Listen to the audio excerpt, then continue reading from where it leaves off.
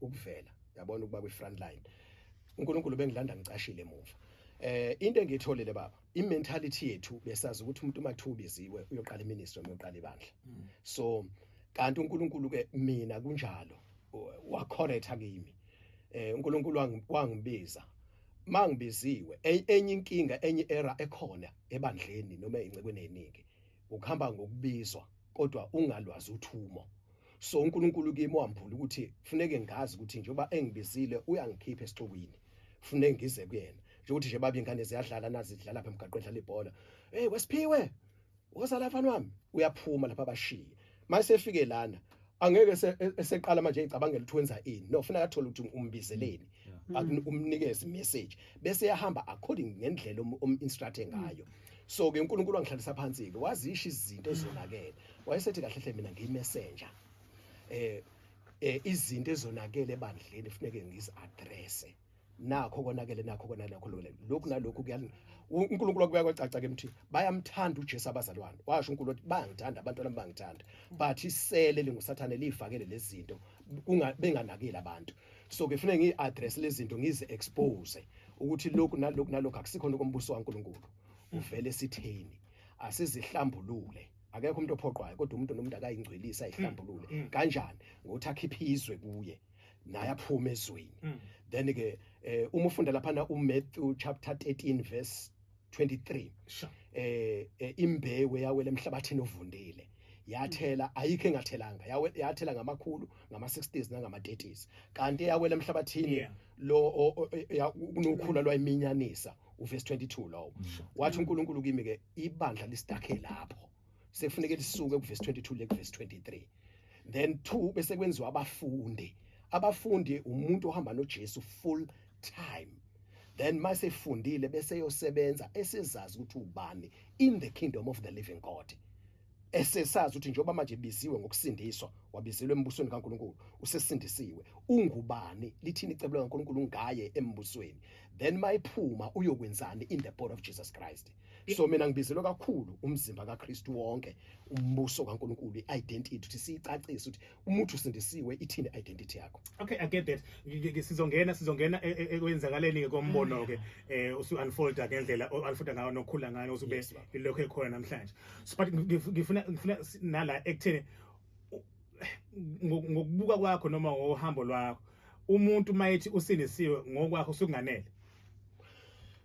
unless as ayithola ukuthi njengoba esesindisiwe wamukela uJesu eselana ke manje evangelini that is not enough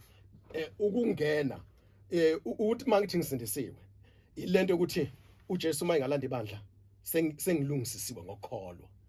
but uJesu mayingalanda ibandla nami ngingakadlula emhlabeni ngenzani ngoba angisindisele baba nje ubuqashiwe nje lana kwi-highway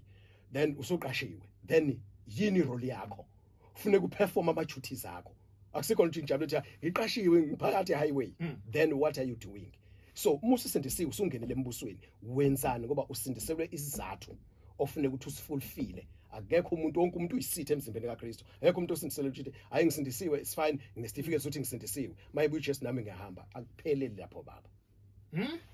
yes baba no understand ngiyakuzwa vele Hlasibe kufanele kube nje angikhulume nje Hlasibe yase nangu umuntu A usindisiwe uyakhonza ebandleni B ekukhonza lakhe ebandleni B ayikho into ekhulunywa kuye noma eshiwo kuye ukuthi hayi wena uNkulunkulu kubizele manje uma usindiswa ngokwakho kumele umuntu abe ne-assignment ngamanye amazwi so if ngikhona ebandleni ngihleli ngondliwa ngokwamoya ngikhuliswa ngokwamoya ngifundisa indlela yakamoya nohambo lokho lakamoya singakhuluma indaba ukuthi ukhuluma kanjani evangelini ukhuluma kanjani kumoya izwi ulela kanjani umoya akulona uhambo lolo ake ngibeke ni simple term baba ejwayelekile yokuthi uma ngabe umuntu eqashwa emsebenzini uyanikezwa i-job description. Sure, I agree. Yes, alandele yona. And expect ukuthi alandele yona. So uma ngabe usindiswa, ngicela ukubeka ngetheme ethi usuku uqashwa embusweni kaNkulunkulu. Uma usuqashiwe sekufanele uhlale phansi utshelwe ama-duties akho. Then masutshelwe ama-duties akho bese uyafundiswa, uyaqeqeshwa, uprepare ukuthi lo msebenzi wakho ozowenza udingeka ukuthi wenze kanjani. masuqeqeshiwe ingakho uJesu Matthew 28 verse 20 verse 19 uthi nibafundise. That period ufundiswa is when you are being prepared for works of service.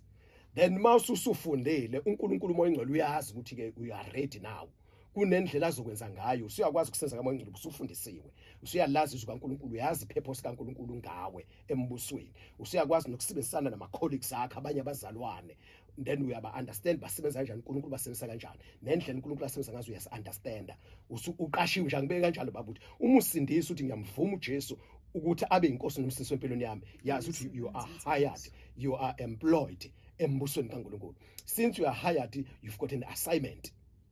So awukwazi ukubhanga umbuso kaNkulunkulu because you are taken out of a kingdom of darkness. Ukusindiswa kusho ukuthi uyakhishwa embusweni obumnyama ufaka embusweni okhanya. Embusweni okhanya nendlela ozophila ngayo nozosebenza ngayo. Wenze lokhu uNkulunkulu ayikulethele khona emhlabeni. Yeah, because lana phela mase ngisebenzise